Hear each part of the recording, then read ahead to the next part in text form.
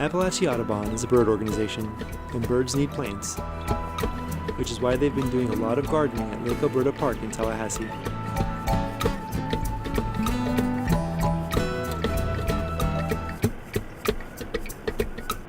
Back in summer, I applied for a grant from National Audubon that was called an Audubon in Action grant. And basically, it's for chapters to implement programs that benefit communities and birds at the same time.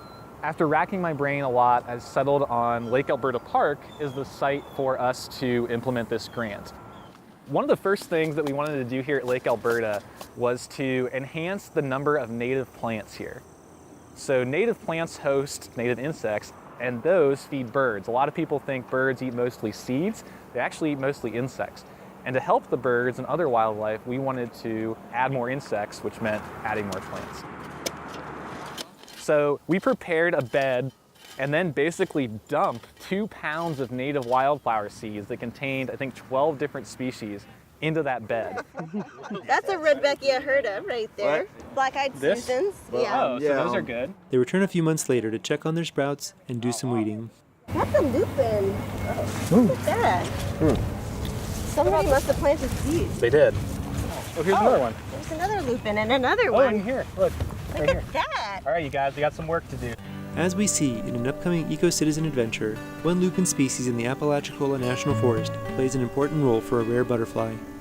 We won't see a frosted elfin at Lake Elberta, but these plantings should increase pollinator activity here. Obviously, pollinators have a huge benefit to not only wildlife, but to people. So the more you can bring them into the equation, the better off the site's gonna be. One of the most important pollinator plants at Lake Elberta wasn't planted. In fact, it grows pretty much anywhere.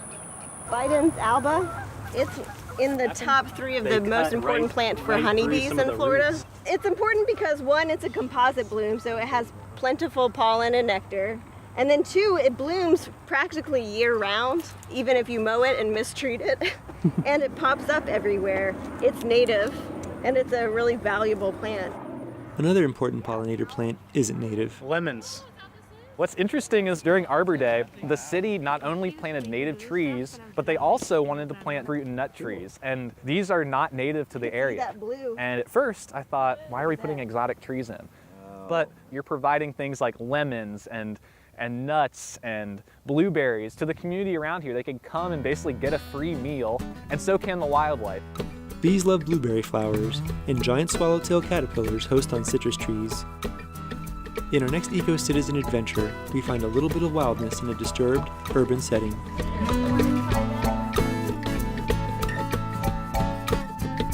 Funding for WFSU Eco-Citizen was provided by Nature and the City of Tallahassee. Tune in to WFSU TV on April 29th, 30th, and May 1st for Nature American Spring Live at 8 p.m. 7 Central.